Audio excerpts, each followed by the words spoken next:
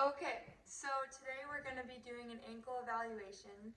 So first we'd start with the history.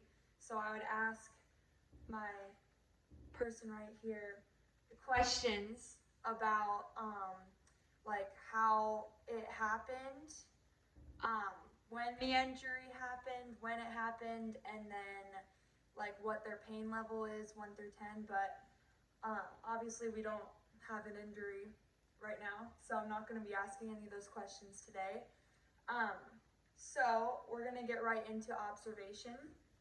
So as you can see here, I mean, she isn't injured, so there's no difference in swelling or discoloration on both ankles, but you would look around, see if there's any swelling, discoloration, anything that looks different between the injured one and the one that is not injured. All right, so starting off with palpation, we're going to start in the medial side, and we have the wide deltoid ligament, and right here is the medial malleosus. We have the posterior tibialis tendon, which is right here, and then it inserts on the medial navicular down here. And then as I'm feeling right here, I'm going to have her lift her toe to look for her big toe to look for a stress fracture. And then we're going to have her raise her ankle to find the anterior tibialis, which is going to be right over here. And then we have the joint line going across here. Okay, now we're going to move on to the lateral side. So right here we find the base of the fifth metatarsal.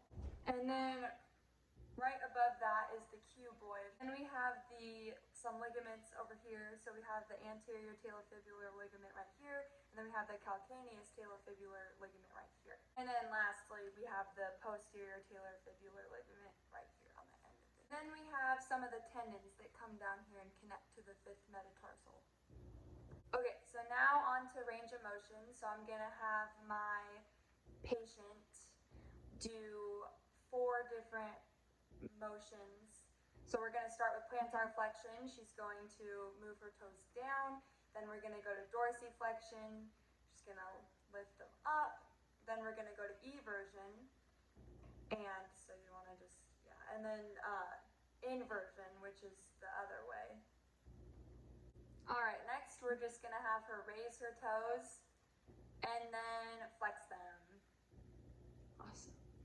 So next we're going to do the range of motions test again, but I'm going to give resistance this time. So she's going to do plantar flexion, and then dorsiflexion, and then eversion, and then inversion.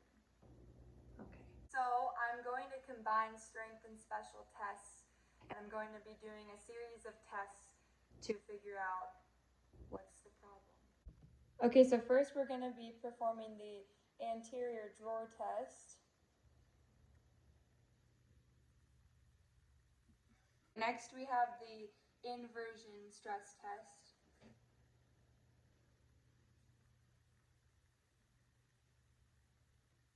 All right, lastly we're going to be doing the squeeze test.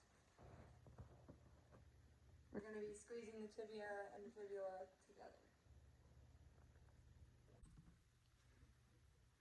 Okay, so at this point, after doing all the tests that we've done so far, we would move on to the assessment, which would be assessing the injury that the athlete has and seeing what we need to do further with configuring a plan for them. But obviously we don't need to do that because, like, you know, she's fine. So, yep. Okay, thank you.